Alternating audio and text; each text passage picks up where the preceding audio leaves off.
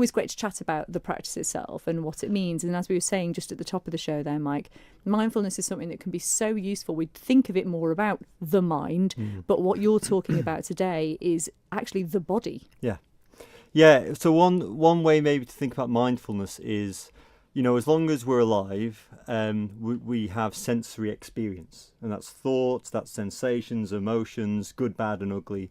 Mindfulness acts as a kind of operating system for sensory experience.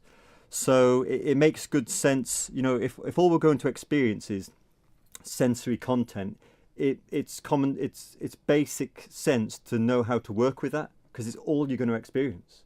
And we often don't. We don't know how to be with thoughts. We don't know how to be with sensations, emotions.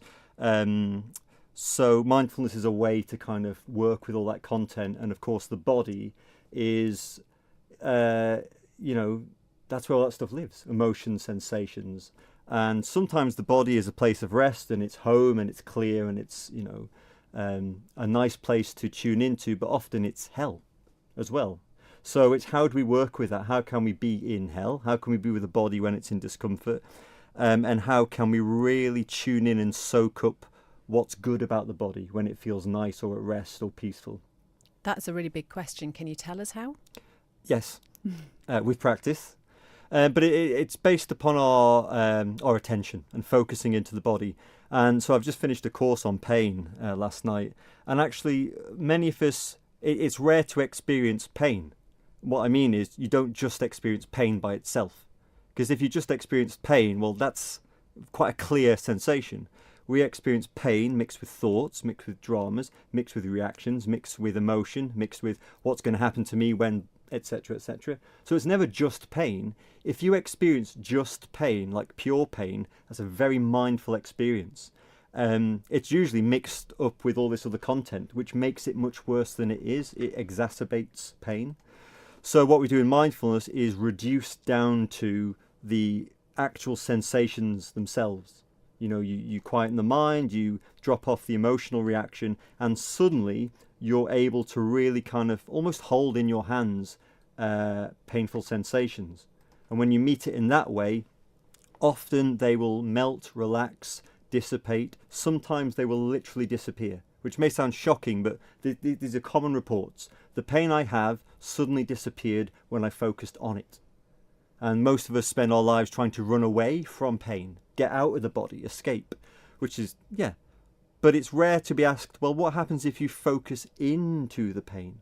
And, it takes some courage. You can practice it. But what often happens is quite shocking in the sense of I didn't know I had that much power,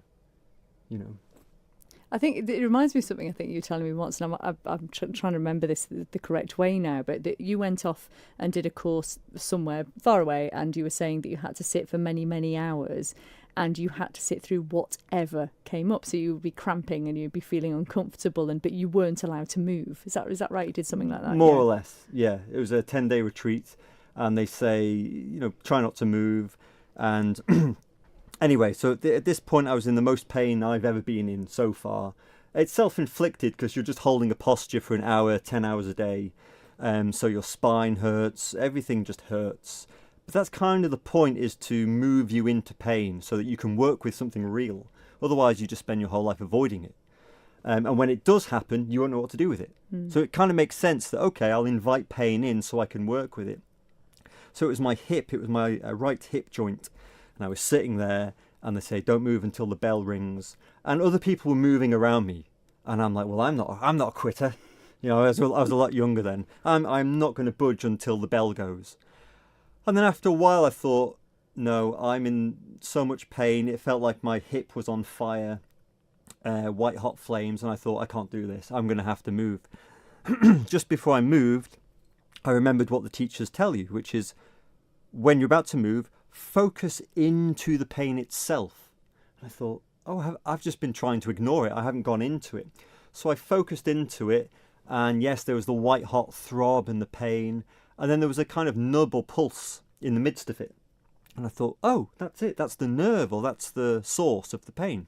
So I focused my attention right into, so I was almost touching that nub, and suddenly, psh, the pain literally disappeared. I mean, disappeared. It switched incredible. off. I suppose, as you said, that was a self-inflicted pain. Does it make a difference, do you think, if you don't quite know what the cause of the pain source is? Because that's, I suppose, where a lot of the fear comes from. Yes, and so of course, mindfulness isn't a cure for that, and it really just works by doing two things. One is it gives you a toolkit to work with the physical discomfort. Sometimes people are even able to find pleasant sensations within pain, which again you might think sounds crazy, but this is what people say.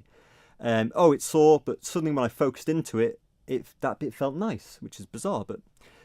So there's that thing, managing physical discomfort. And the other part is everything that comes with it, emotional reaction, thoughts, dramas, which make it worse. All of that settles down. So you don't live with the added suffering of working yourself up about pain. Do you know, the thing that this highlights for me is how detached we are from ourselves. When you think that we don't actually pay any attention to the vessel that we're in, isn't that crackers? It Because we is. don't. We're so distracted by everything around us, And and we- yet we're here in this. Yeah, and we have grown to fear things instead of actually stopping and listening to potentially what our body's telling us. And Yeah. actually, yeah, it's really, really interesting.